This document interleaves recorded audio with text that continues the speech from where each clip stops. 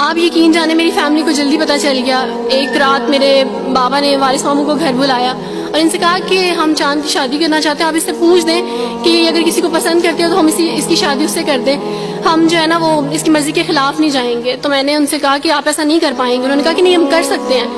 مجھے یہ تھا کہ مجھے پچھتاوا نہ رہے کہ میں نے شاید اس دن پاپا سے بات کرتی تو پاپا مان جاتے. تو میں نے ان سے کہا کہ پاپا میں ایک مسلمان مرد سے شادی کروں گی, آپ ایسا میرے لیے کر سکتے ہیں؟ اگر آپ کسی مسلمان سے میری شادی کریں گے تو ٹھیک ہے, میں شادی کرنے کے لیے تیار ہوں. میرے گھر میں ایک سناٹا چھا گیا اور اس خاموشی کے بعد جو ہے یعنی سب فیملی والے رونے شروع ہو گئے. انہوں نے کہا کہ آپ اپنے مذہب میں واپس آ جاؤ. لیکن یہ ہے کہ میں دین اسلام قبول کر چکی تھی.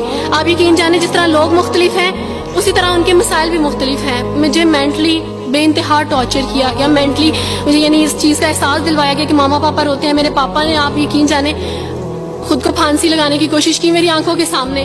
میری ماما نے خود پہ پیٹرول ڈال دیا اور خود کو جلانے کی کوشش کی میری آنکھوں کے سامنے. اور میں اپنے روم میں بیٹھی یہ کہتی تھی کہ اللہ اگر میں حق بھی ہوں نا تو میری فیملی کو کچھ نہیں ہونا چاہیے. پھر بہرحال مجھے میری فیملی سے نکال دیا گیا یہ اس ڈر سے کہ میری وجہ سے دوسرے بہن بھائی بھی اس راہ پہ نہ چلے جائیں. اور وارث ماموں کو بلا کے مجھے گھر بھیج دیا گیا, ان کے گھر بھیج دیا گیا.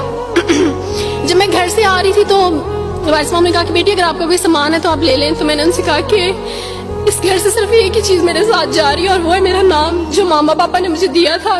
میں چاند رات میں پیدا ہوئی تھی اس لیے انہوں نے میرا نام چندہ رکھا تھا, بس وہ نام لے کے آئی. آپ یقین کریں ہمیں کہا جاتا ہے جبرن اسلام قبول کیا جاتا ہے. اسلام قبول کرنے کے بعد وہ جبر کیا جاتا ہے کہ آپ سوچ بھی نہیں سکتے.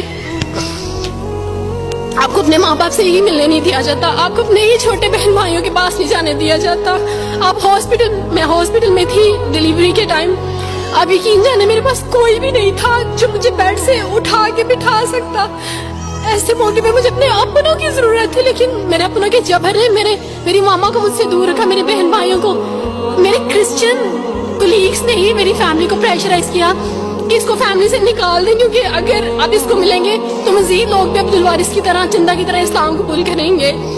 میں نا ہاسپٹل میں لوگوں سے کہتی تھی کہ مجھے بیڈ سے اٹھا کے بٹھا دیں, سیزیرین کے بعد میں اٹھ نہیں سکتی, میرا بیبی رو رہا ہے, کوئی مجھے بیبی پکڑا سکتا ہے.